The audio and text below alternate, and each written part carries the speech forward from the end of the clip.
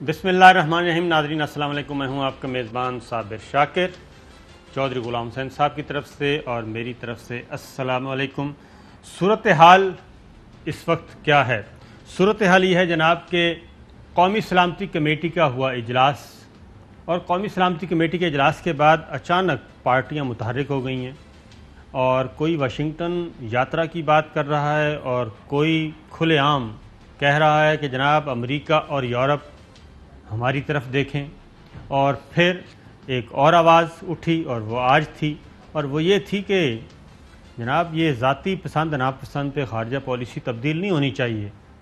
یہ ایک اطلاع ہے، اور ایک اطلاع یہ بھی ہے کہ قومی سلامتی کمیٹی کے اجلاس کے بعد مختلف سفارتکاروں سے مختلف شرکاء کی ملاقاتیں ہوئیں، اور کچھ ملاقاتیں ورچوئل ہوئیں اور کچھ ملاقاتیں بالمشافہ ہوئیں. تو یہ ماجرا کیا ہے؟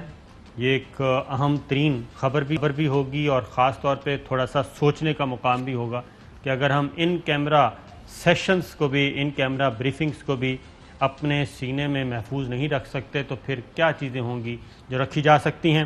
اور پھر قومی سیاست کے بارے میں بھی بات کریں گے. تو شاہ صاحب کہاں سے سلسلہ شروع کیا جائے؟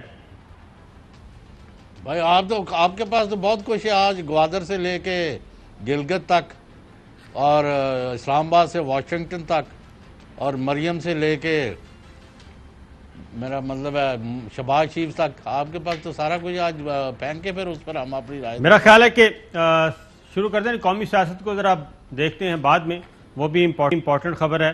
آج کچھ باتیں ہوئی ہیں، لیکن اصل چوائس صاحب قومی سلامتی کمیٹی کا اجلاس ہوا، اور ایک اجلاس ہو چکا ہے اور ایک ابھی ہونا ہے، اور اس کے بعد سفارشات مرتب کی جانی ہیں. سفارشات مرتب کر کے ایک اعلان ہونا ہے کہ ہماری انگیجمنٹس فردر افغانستان کے معاملے میں کیا ہونی چاہیے، امریکہ کے ساتھ، افغانستان کے ساتھ، اور اس ریجن میں جو کچھ ہو رہا ہے. لیکن جو صاحب ایک بات سمجھ نہیں آئی کہ جیسے ہی اجلاس ہوا اس کے بعد اپوزیشن جماعتوں نے ایسے لگ رہا ہے کہ اپنے آپ کو پیش کر دیا ہے کہ جناب ہم ہیں آپ کے لیے کام کرنے والے. یہ جو موجودہ سیاسی اور عسکری قیادت ہے یہ تو آپ کے ساتھ ذرا تھوڑا سا ٹائٹ رویہ رکھے ہوئے، ہماری طرف دیکھیں. مولانا فضل الرحمان صاحب سے شروع کرتے ہیں. مولانا فضل الرحمان ہو، پیپلز پارٹی ہو، مسلم لیگ نواز ہو، تینوں ایک ہی بات کر رہے ہیں، حالانکہ تینوں کے آپس میں شدید ترین اختلافات ہیں، لیکن اس مسئلے پہ سب کی نظریں واشنگٹن کی طرف ہیں. تو پہلے ذرا سنائیے گا جی. چلیں مریم نواز صاحبہ کو سنائیں. آج مریم نواز صاحبہ اسلام آباد ہائی کورٹ میں آئی تو کیا کہا؟ بدلتے ہوئے سیاسی حالات اور اپنے پرسنل جو آپ کے حالات ہیں ان کو ملحوظ خاطر رکھتے ہوئے آپ کو پاکستان کی فارن پالیسی نہیں بنانی چاہیے. آپ کی جو سیاسی سٹینڈنگ ہے فارن پالیسی اس سے لنکڈ نہیں ہونی چاہیے. وہ آپ کی ذاتی پالیسی نہیں ہے، وہ قومی پالیسی ہے. چودھری صاحب یہ قومی پالیسی ہے اور یہ ذاتی پالیسی نہیں ہونی چاہیے، جبکہ اس وقت پچھلے 3 سال سے ہمارا ایک وزیر خارجہ بھی موجود ہے، ایک نیشنل سیکورٹی ایڈوائزر بھی موجود ہے، پھر بریفنگ بھی ہو رہی ہیں، صلاح مشورے بھی ہو رہے ہیں. ذاتی پالیسی تو اس وقت نہیں تھی جب مودی سرکار کو بلایا گیا تھا جاتی عمرہ. اور یہ کیا سگنل دیے جا رہے ہیں واشنگٹن کو کہ ہماری طرف دیکھیں؟ صابر شاکر صاحب، بسم اللہ الرحمن الرحیم. Welcome back from Gwadar. تو بات یہ ہے کہ وہ جو 20-31 سال افغانستان کے چپے چپے پر کارپٹ بامبنگ سے لے کے کوئی دنیا کا جدید ہتھیار ایسا نہیں رہ گیا تھا جو انہوں نے اتحادی فوجوں نے وہاں استعمال نہ کیا ہو. اس کے باوجود افغانستان قائم دائم ہے، اور عبرت کا نشان ہے وہ لوگ جو یہاں سے بگرام سے رات کے اندھیرے میں اور افغان حکومت کے اور فوجیوں کو بتائے بغیر رات کے اندھیرے میں وہاں سے بھاگ گئے کہ کہیں ہمارے اوپر حملے نہ کرا دیں اور ہمیں جہاز اڑانے مشکل ہو جائے. تو جب ان کا یہ عالم ہے جی، تو مریم ہوں یا بلاول ہوں یا زرداری ہوں یا شہباز شریف ہوں، انہوں نے کیا بیچنا ہے اور امریکہ کو کیا دینا ہے آپ کو کل کی بات ہے، سال پہلے ہم یہیں بیٹھے ہوئے تھے کہ جو روس اور چین نزدیک ہوتے گئے اور چین نے جو ہندوستان کو سبق سکھایا آج تک اٹھ نہیں سکے وہ. تو یہاں پاکستان کے اندر جب فوج اور حکومت ایک پیج پر ہوں، یہ جا کے وہاں ان سے اپنے پاپڑ بیلیں، ترلے منتا کرن، اپنے آپ کو پیش کریں. گون ور دی ڈیز. جج صاحب، البتہ یہ میں آپ کی اور سب کی سب کے لیے خبر دے رہا ہوں کہ جو یہ وہاں 8-9 گھنٹے ہیں وہ ضائع نہیں ہوئے.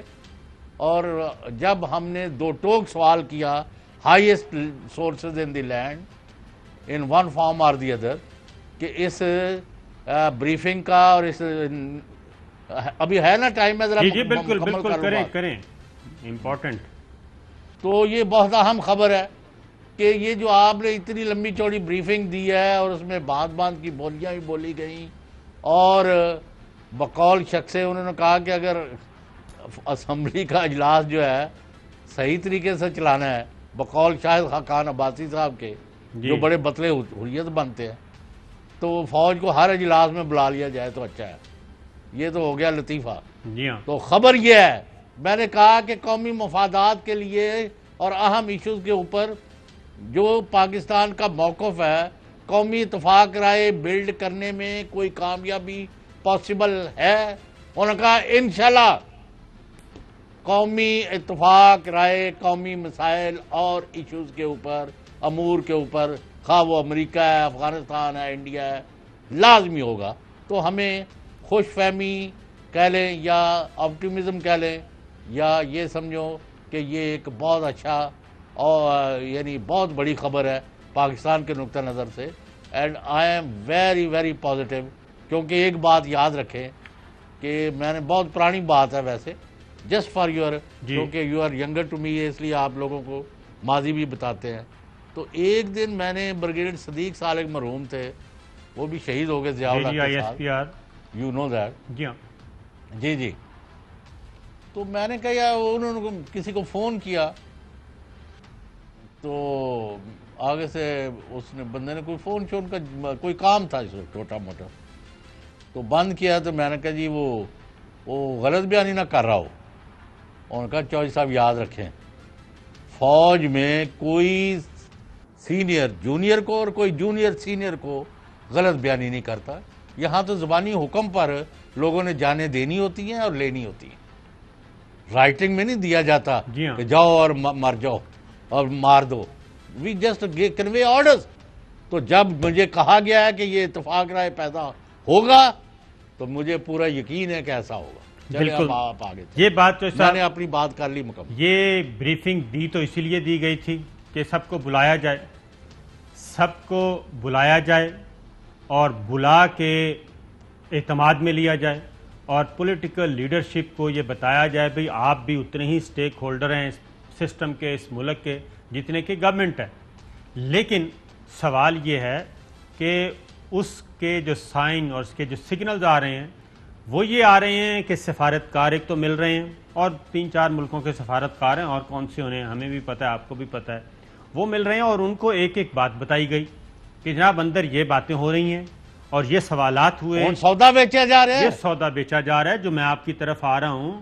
اور کہا یہ جا رہا ہے کہ جناب ہم ہیں، ہماری خدمات حاضر ہیں.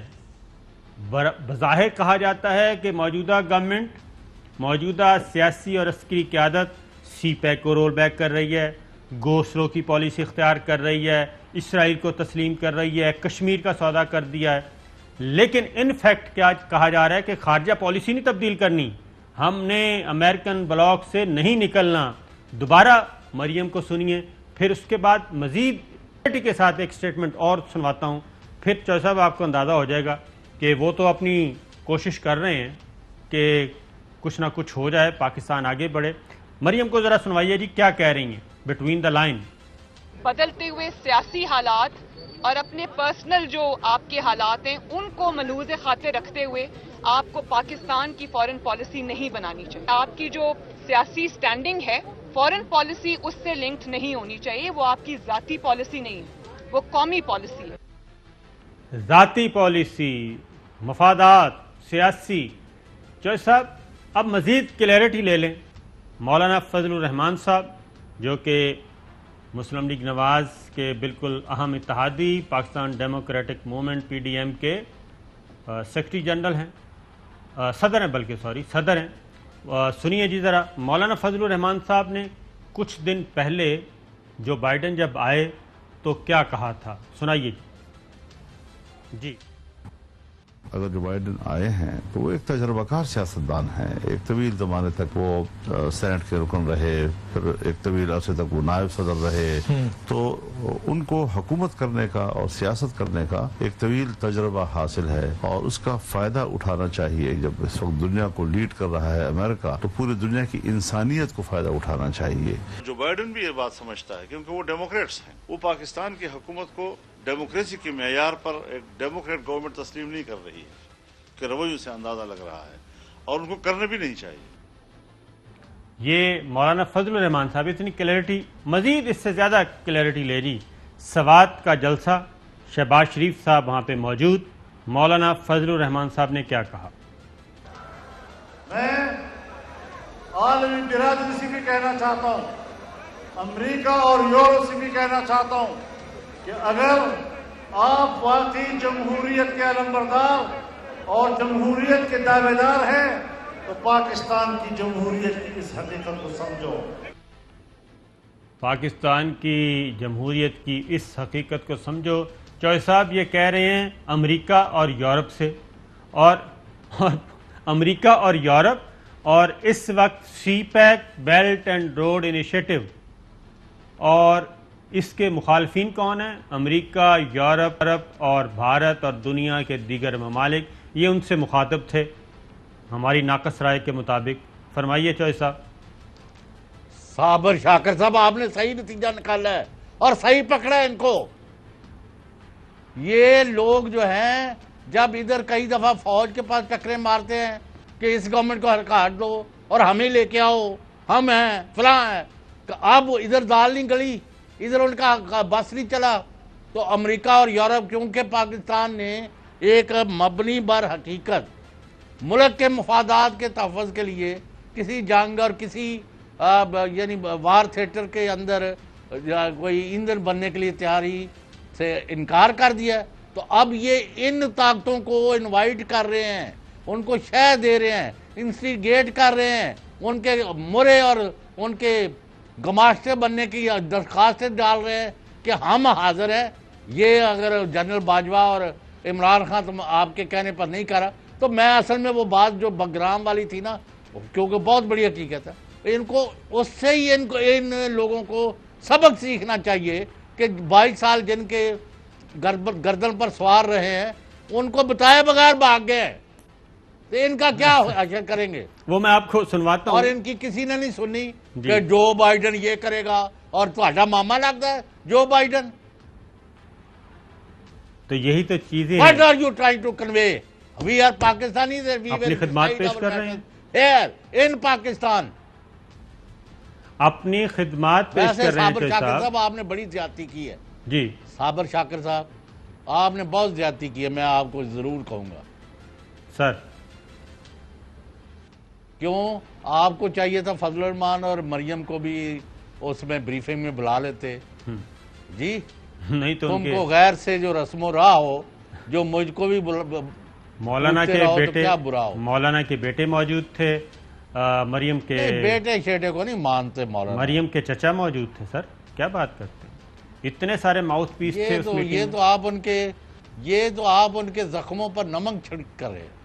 تو میرا خیال ہے کہ یہ تجویز ہم دے دیتے ہیں جی کہ تمام پارٹی ہیڈز کو ان کو بھی بلا لیں، پھر الگ سے ایک میٹنگ ان کے ساتھ بھی کر لیں، لیکن نہیں ان کو بھی بلا کے بٹھا دیں، ان کی بھی ذرا جس طرح ایک آپ کے صحافی کے ساتھ ہوا وہاں پنڈی میں افطاری کے بعد، جی ان کا روزہ بھی رکھنا مشکل ہو گیا جی، اور جیسے یہاں 2-3 لوگوں کے ساتھ ہوا، تو کیا خیال ہے؟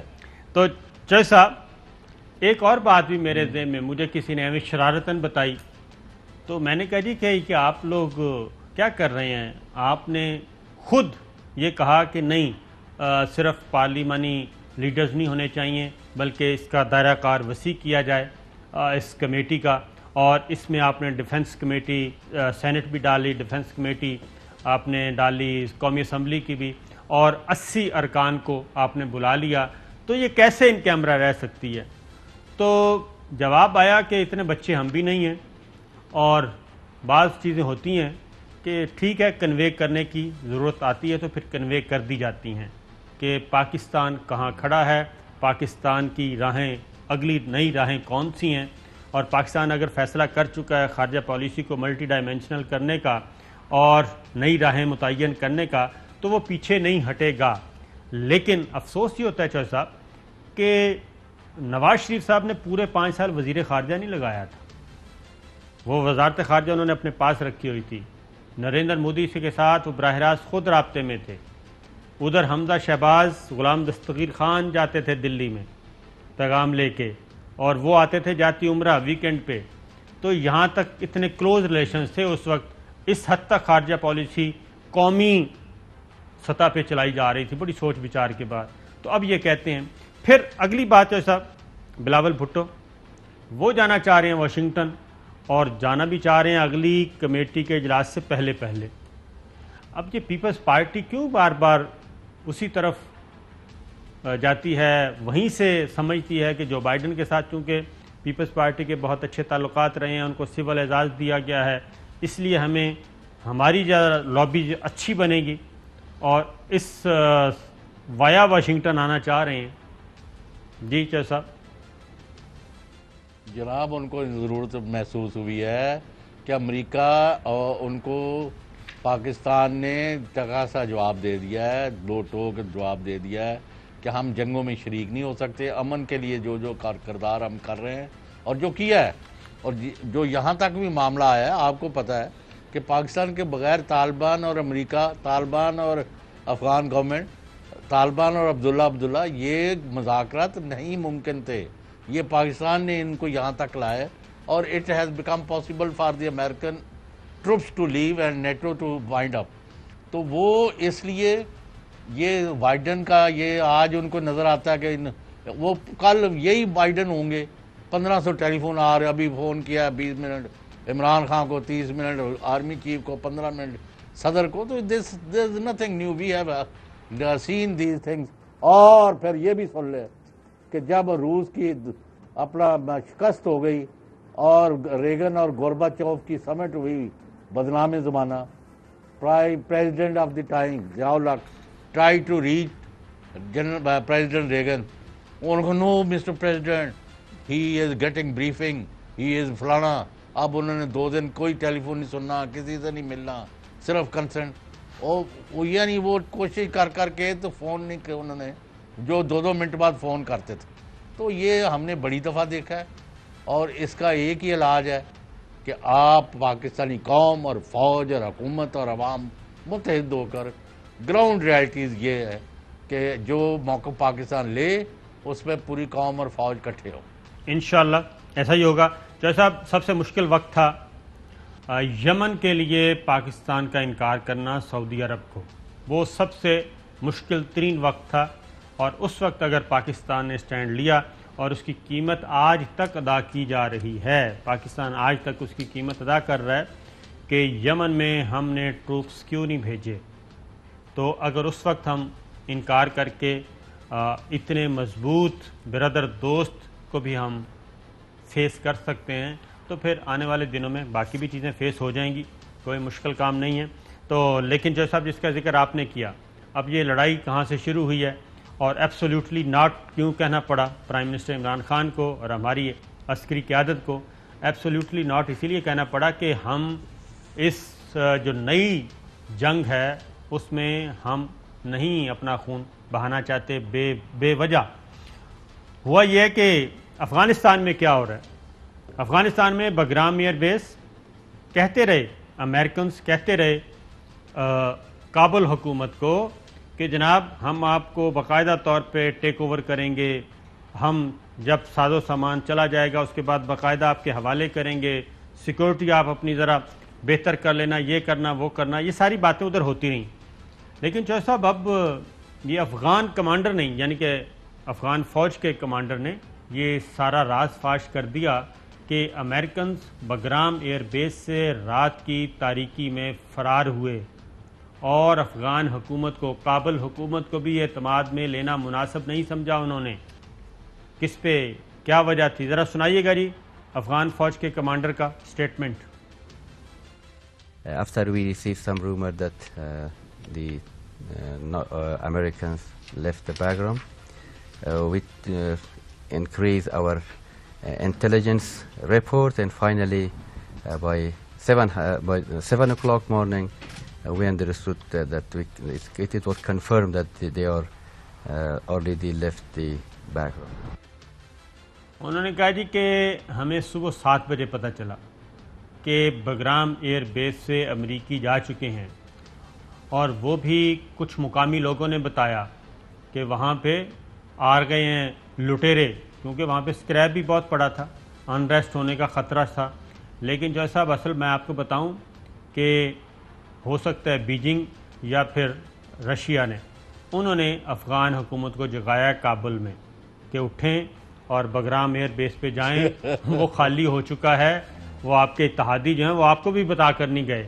تو یہ ہے اس وقت گراؤنڈ۔ اور اس کے بعد جو انڈیا، وہ آپ نے ایک تصویر بھی بھیجی تھی، انڈیا نے اسی رات، وہ پہلے بلکہ یہ ہوتا رہا کہ پہلے ہم جائیں گے، اسی رات انڈیا C-17 طیارے آئے، 3 پروازیں ان کی تھیں، وہاں سے وہ راہ کے اور جتنے بھی تھے وہ سارے وہاں سے فرار ہوئے، وہ بھی رات کی تاریکی میں فرار ہو کے گئے ہیں۔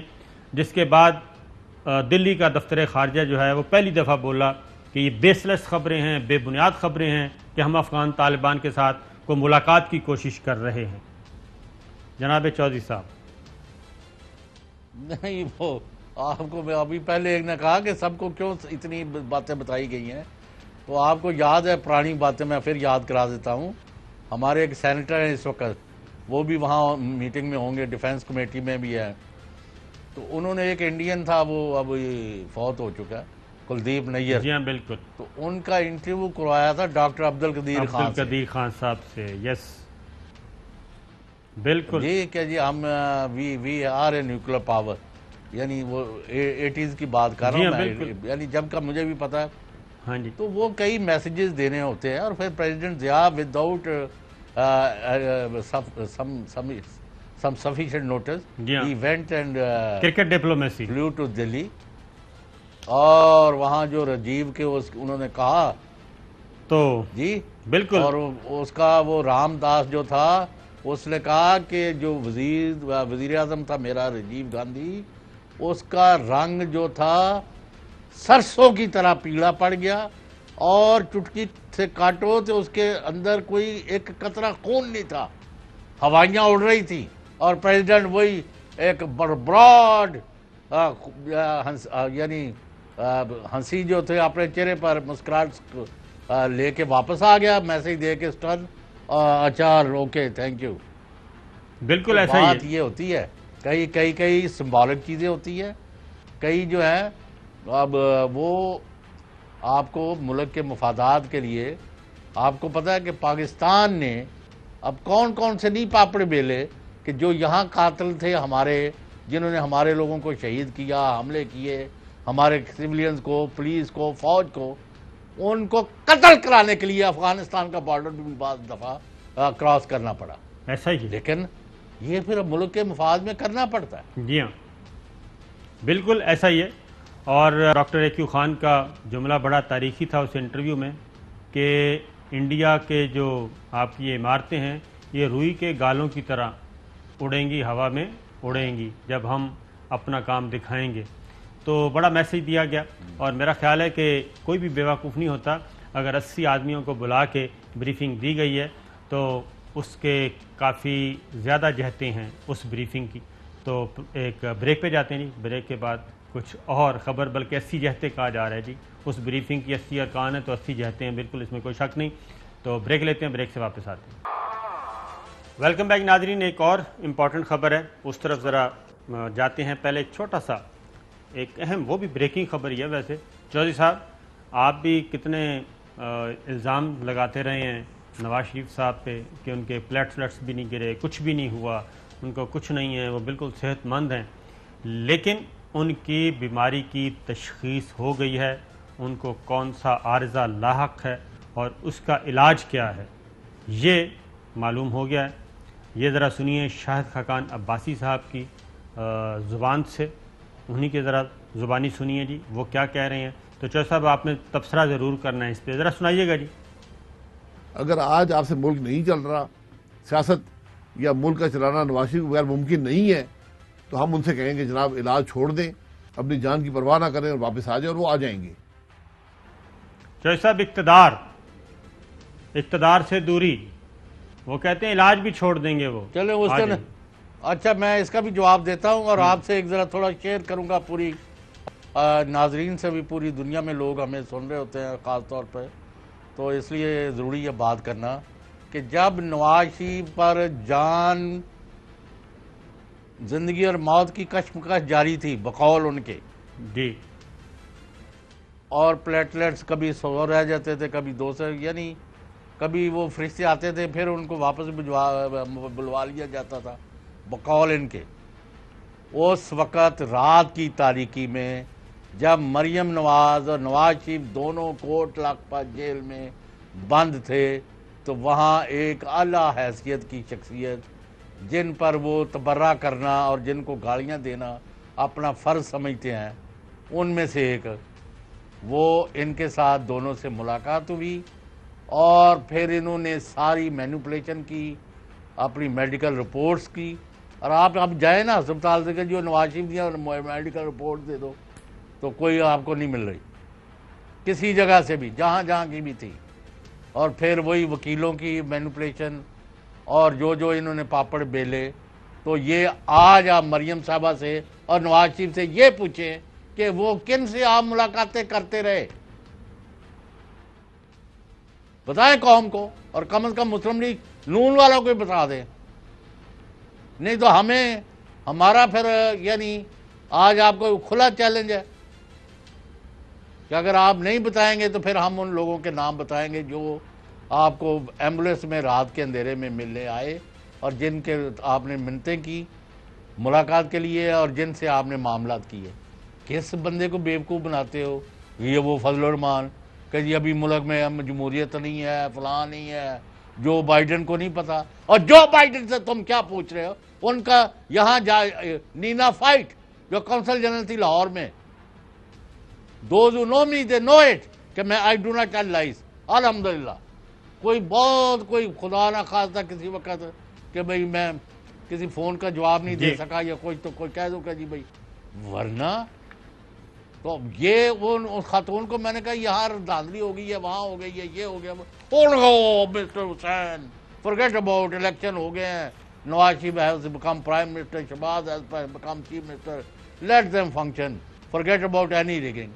یار کس کو بیوقوف بناتے ہو؟ وہ ٹھیک ہے شاید خاقان عباسی نے، آج کل کچھ نہ کچھ ان کے نا منہ سے سچی باتیں نکل جاتی ہیں، کہتے ہیں جی میں بھی الیکشن چوری کے ذریعے آیا ہوں، ہمیں کیا بتاتے ہو؟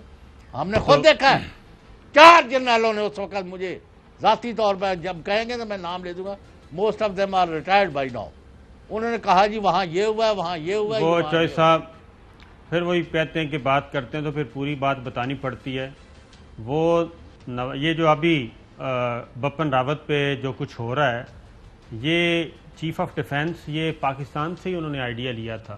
بپن راوت کو جو چیف آف ڈیفنس بنایا ہے تو کیانی صاحب کو بھی لالی پاپ دیا تھا نواز شریف صاحب نے کہ ہم آپ کو چیف آف ڈیفنس بنا دیں گے، ٹھیک ہے جی، چیف آف ڈیفنس بنا دیں گے۔ وہ تو اللہ بھلا کرے ادارے کا کہ وہ کام نہیں ہو سکا، ورنہ تو آپ کو خیر بات طرف کی اور سے اور نکل جائے گی۔ ایک اور خبر ہے جی، نہیں جنرل کیانی نے تو خدمات بھی بڑی دی ہیں ملک کے لیے، بس سر کیانی صاحب کی خدمات بھی اپنی ہیں، بس یہ 2-4 اگر کام نہ کرتے تو میرا خیال ہے کہ زیادہ بہتر رہتا، اور اس کی وجہ یہی تھی۔ آگے چلتے ہیں جی، معید یوسف صاحب نیشنل سیکورٹی ایڈوائزر، انہوں نے بھی ایک بات کر دی ہے، جیسے towards Afghan, towards American policy کہ ہم کہاں پہ ہیں، کہاں پہ نہیں ہیں امریکہ کے ساتھ، اسی طریقے سے انڈیا کے ساتھ ہمارا کیا لینا دینا ہے وہ بھی ایک واضح طور پہ بتا دیا. ذرا سنائیے جی. انڈیا ہمارے پاس آیا اور اس نے کہا جی کہ میں معاملات ٹھیک کرنا چاہتا ہوں بشمول کشمیر کے. تو ہم نے پبلکلی کہا اسٹیٹ ہوڈ ہے, ڈیموگرافک چینج کا پرماننٹ ریورسل ہے, پولیٹیکل فلاں فلاں, ٹھیک ہے, یہ کریں تو ڈائیلاگ شروع ہو سکتا, یہ نہیں کریں گے تو ہم آگے نہیں جا سکتے. سمپل, یہ جواب تھا اس رابطے کا. ہم نے کہہ دیا. ابھی آپ کو زمین پہ کچھ نظر آیا وہاں پہ؟ نہیں, تو بات ختم ہو گئی.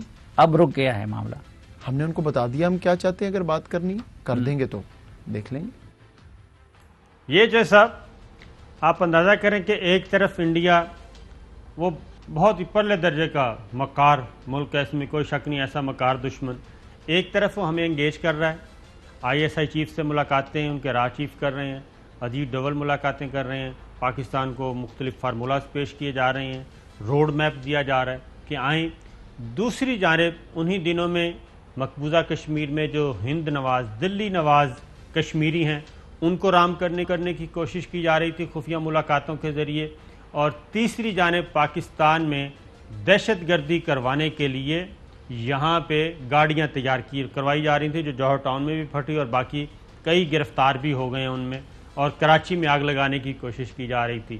یہ وہ مختلف ڈائمینشنل قسم کی پالیسیز لے کے آگے بڑھ رہا تھا اور انگیج کر کے کشمیریوں کا مورال ڈاؤن کرنا. اور اہم ترین خبریں اب ایک کلک کی دوری پر, آپ کے پسندیدہ ٹاک شوز ہوں یا اہم ملکی یا غیر ملکی شخصیات کی نیوز کانفرنسز, ہر لمحہ باخبر رہنے کے لیے سبسکرائب کریں ہمارا یوٹیوب چینل. موسم کی صورتحال ہو یا کھیل کے میدان سے خبریں, اپنے موبائل فون سے ملکی اور بین الاقوامی اہم خبروں تک رسائی کے لیے ڈاؤن لوڈ کیجیے موبائل ایپ. باوثوق ذرائع سے مصدقہ خبروں, تجزیوں اور تبصروں سے مستفید ہونے کے لیے وزٹ کیجیے پاکستان کی سب سے بڑی نیوز ویب سائٹ www.arYnews.tv. ان سب کے علاوہ پاکستان کا سب سے بڑا فیس بک پیج ہو, سب سے بڑا نیوز انسٹاگرام اکاؤنٹ یا پھر ٹویٹر, ARY نیوز پہنچا رہا ہے خبریں سب سے پہلے آپ تک تاکہ آپ رہیں ہر لمحہ باخبر.